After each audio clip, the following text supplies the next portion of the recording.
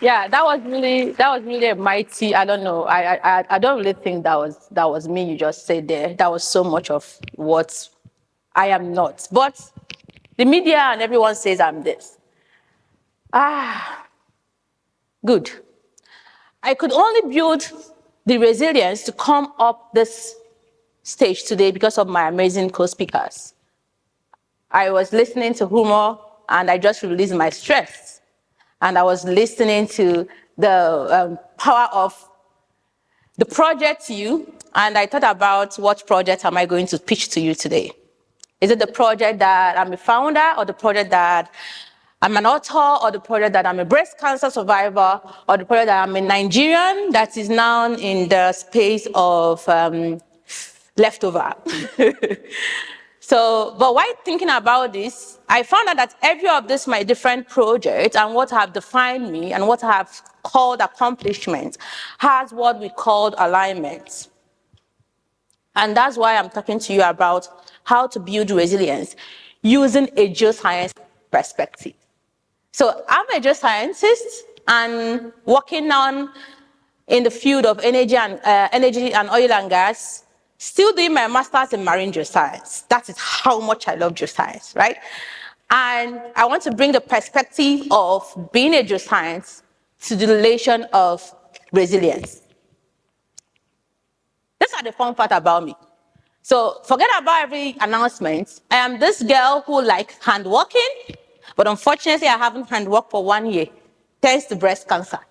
I am also the girl that likes cleaning, so I have a part-time job in cleaning. Despite the fact that I'm working in the oil and gas industry, I still love to clean.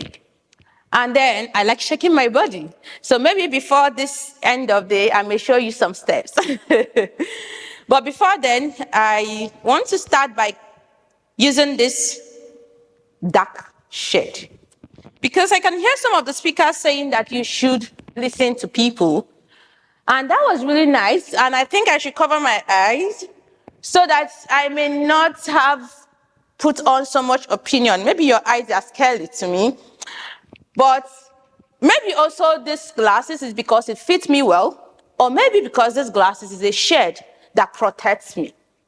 Everyone's perspective is the answer. But for this occasion, this glass does not fit. So it's either I'm transparent, which is the vulnerability I want to speak about, or I'm putting on also something that makes me transparent, which means there is no form of resilience without vulnerability. So that's the superpower of resilience. Look at here. I have a little story to share. This is all the story, the first story that tells you once you are diagnosed with cancer. Oh, have you ever imagined yourself opening your fridge and then you see a mountain lion, and then the mountain lion is out to kill you, and the only thing that could kill a mountain lion is what? Hello, students. Do you know what can kill a mountain lion? Always a bear. They say a bear can kill a mountain lion. And unfortunately, the bear is in the mountain. So you need to leave your room and start running to the mountain. And just imagine the mountain is like 200 kilometers from where you are. So while you're running, the mountain lion is just behind you. And at that point, I could bring this scenario to this room. Imagine there is a fire outbreak and everywhere is closed. Or imagine there is a mountain lion here and everywhere is closed. What is the first thing that comes to our mind? Is it to make a circle and kill the mountain bear, or to ask for help, or to break the door? You know, all this imagination and all this result is what will come to our mind when we face this situation. And while you are facing this mountain lion, people's opinion are coming in, you know? This is not really a lion. Maybe it's a snake in form of a lion. Or no, are you sure you're going to see the bear when you run to the mountain? People are already in the mountain, so it's a long journey. Or are you going to, that is where acceptance comes in. That yes, you have to define what you are facing at that point. And yes, what does mountain look like? First time when anybody mentioned mountain, you think about rocky thing, you know, something that is old, something that is voluminous or overwhelming. And that is actually what mountain is. Because the reason why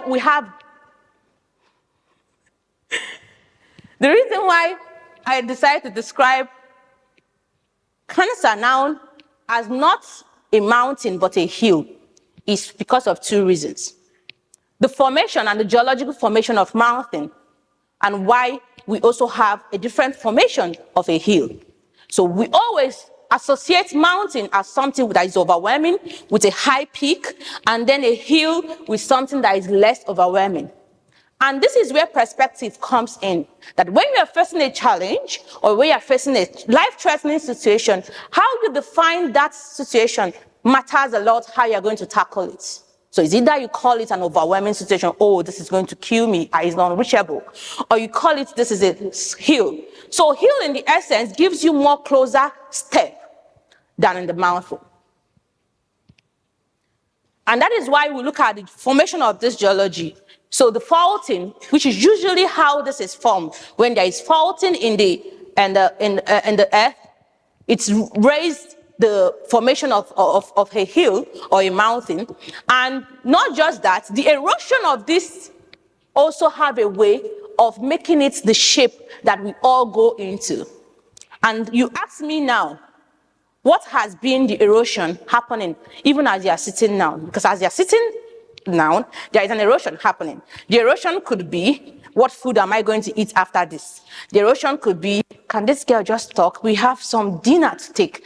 The erosion could be, how am I going to get home? The erosion could be, I need to make a decision about my career. There are different erosion. But what I'm mentioning in this part is this erosion that you are actually thinking while looking at me is what is molding the type of decision you are going to make by calling it either a mountain or a hill. How do we walk through this? We move in the step. In my first TEDx talk, I remember saying at the end of my speech that it takes today to get to tomorrow. It takes a now to get to tomorrow. It takes a first step. So when you are faced with a mountain lion, a threatening situation like breast cancer, or even a little decision of eating, what you should focus more on is, how will I make this climb? There is actually a strategy on how to climb a mountain. I can't wear a hill, this kind of hill, to climb a mountain. And that is why when I want to go for hiking, I don't know how many of you that have gone for hiking here, but anytime you want to go for hiking, the first thing that comes on your mind is my shoe ready? You get equipped. And how do you bring it back to yourself in terms of situation? How resilient I am to face this situation. I remember my doctor telling me, oh, Ruth, you are treating breast cancer in a way your family is not here. I don't know how you're going to survive this. But statistics says it's only people that have strong mentality that can survive it. And I said, okay, I might have one, so I can survive it. And that was the game changer. Doing 16 chemotherapy and 16 radiotherapy in a home without friends, without family, I could only survive that situation, stopping school, not even, in my belief, I'm a Christian. I don't even believe I had cancer, that's first thing. So my belief is already fighting against me. Are you sure these people are not tricking me? Should I just go home and, just die? But I could be able to manage that situation because I've come to the belief that I have enough power within me. And that is where we are looking into. So the most amazing thing I was looking forward to, I remember calling a mentor when I told her, they said I had cancer. And he said, oh, you're not a celebrity. That is a different perspective. So he was looking at the end of the cancer, even before I started the treatment, that by the end of the cancer, I will be able to save 100K Black women, which is the campaign we are doing now. He was looking at the end of the cancer, I could be able to transcend my story that could help another person. And that is the perspective you look forward to, which actually align you to that strength you need to walk through that challenges. And that is the perspective you are going to see when you are up the hill, looking at the step you have made, thousands, millions of steps you have made coming up to the hill. And it gives you this release of stress. It gives you this release of power. It gives you the personal power within you. So that means me and you, need to be climbing different challenges for us to have this relief. It is wonderful to have heard some of our speakers saying, failure is not fatal. It is wonderful to hear some of our speakers saying, if I didn't fail my bachelor's, I will not know that I don't want it. Which means those steps matters more than the results. So it's process over results. I'm struggling. So the lesson we are learning here then is, first, we need to build this mental resilience. And how do we do it? Is the understanding of vulnerability that is within you. Yes, I'm weak. Yes, I accept this fact. It is happening to me. Forget the question of why will it be you. You focus on why it has to be me. It is me today because I need to save life. So it's an honor to be one out of 8 women that will have breast cancer. For me, it's an honor because now I am saving 100K Black women. I don't know how amazing it is, but for me, I'm proud to say it. So first, it has to be me. Second, I can ask for help. The possibility that everyone sitting here is an evidence of possibility. That I could go to school because someone have gone to school. That I could stand here because some speakers have given me the motivation that this place, there is no valley that will kill me. So because you are in communion with people, I should ask for help. Even when it doesn't make sense, I should say, yes, okay, I need someone to help me at this point. In your academics, anyhow it is, your teachers, your fellow students, or even yourself. It's quite tricky, but sometimes you become so strong that you don't have help to yourself. You forget that you are part of the people that you need to save. You forget that you are part of the person you need to call to and say, I need help. I need to sleep today. I need the rest. It is calling for your own self to help you.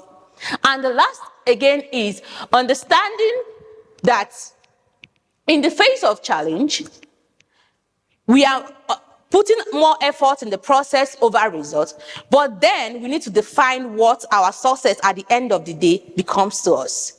And for me, success is not the accomplishment that we just mentioned. Success is the alignment of the purpose that leads to those accomplishments. So in a geological view, resilience, I know you have a definition of it now. The ability of me moving up this hill with all my gears ready. The ability of me accepting this with all my gears ready. The acceptance is part of it. Because it's only with the acceptance you can even make the boldness of moving. And removing the self-doubt, the self-sabotage that will bring forth, or the question of reason why you have to be you or reason why you don't have to be you. Life happens, and this is the part of life that happens. And in my interviews, I tell people that I see life as a scene, and I'm the actress. And if you have ever watched action movie, there is someone who never dies in the action movie, and they call the person the what? The actor. So I am the actor of this my life, owning it, playing different scene, and I will never die. So the mentality of believing that I can pass through every process because I'm the actor of this, I'm the one that owns it, gives me the non-give-up mindset. The next. So this is the image that shows you how resilience interacts with well-being. You can see the hills and you can see the valleys. And in the valley, sometimes you may say it's best place to be because in the valley, there is no physical strength climbing. But also in the valleys, you don't have a lot of growth.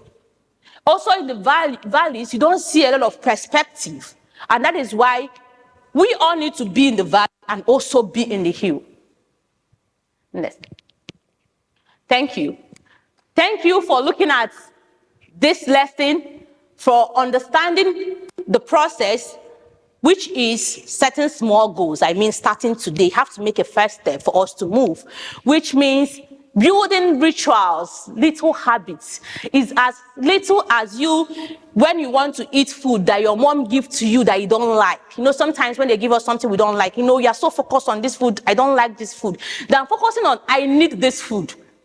Yes, I may not like it, but it doesn't harm me. So if I need it, I have to take it. Living in Germany have taught me one thing. Bread is not evil.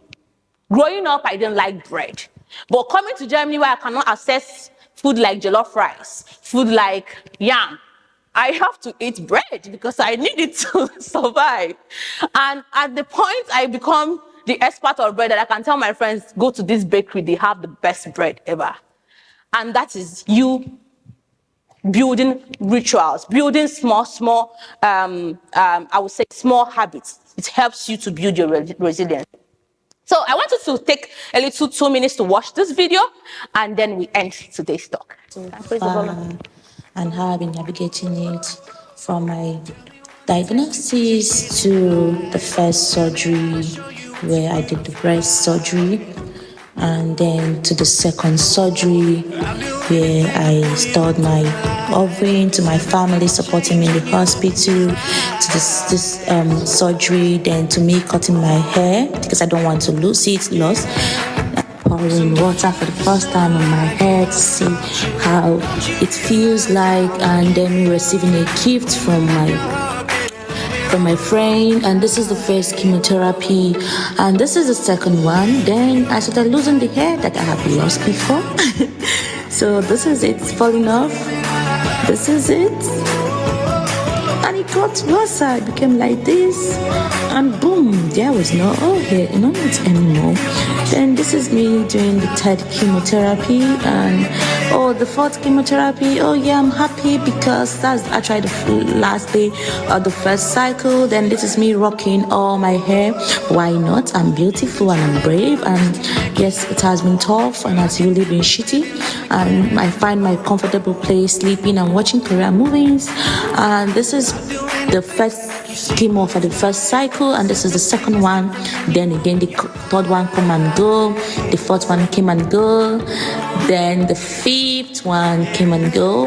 Up and down, so strong. Then this is the chemotherapy, and this one was my birthday day, so I was sharing love. And this is me. This is it, guys. It's coming to an end, and this is me last week, just smiling because why not? It's just remaining 3 more to go.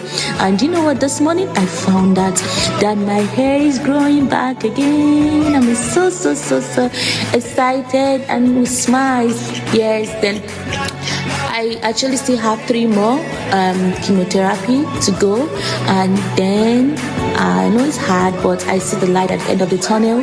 My hair is really growing back, and I have gained so much weight, especially in my tummy, that I need to lose. I have more for radiotherapy to go, but we are nearly there. And this is the journey so far. Thank you, and shout out to all my friends that have been supporting me all through this day, and I really love you. Thank you. You guys are my strength.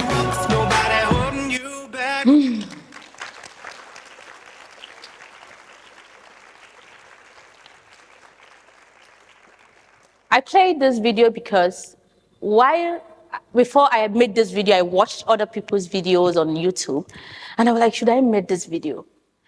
Cancer was seen as something that is really dangerous, that can kill you in the next minute. But after I made this video and I watched it, I could see the different steps I've passed through, number one. I could see how my growth was going even when the treatment was happening, number two. And number three, I could see how powerful I am holding up on to all this process. And today I will tell you that when this challenges is happening, when you are in this point where you don't even know which decision to make in this road that is 2 or 3, your focus shouldn't be on if it is possible to make. Your focus should be is if I have enough strength within me to make it, the possibility will come. Thank you so much for listening.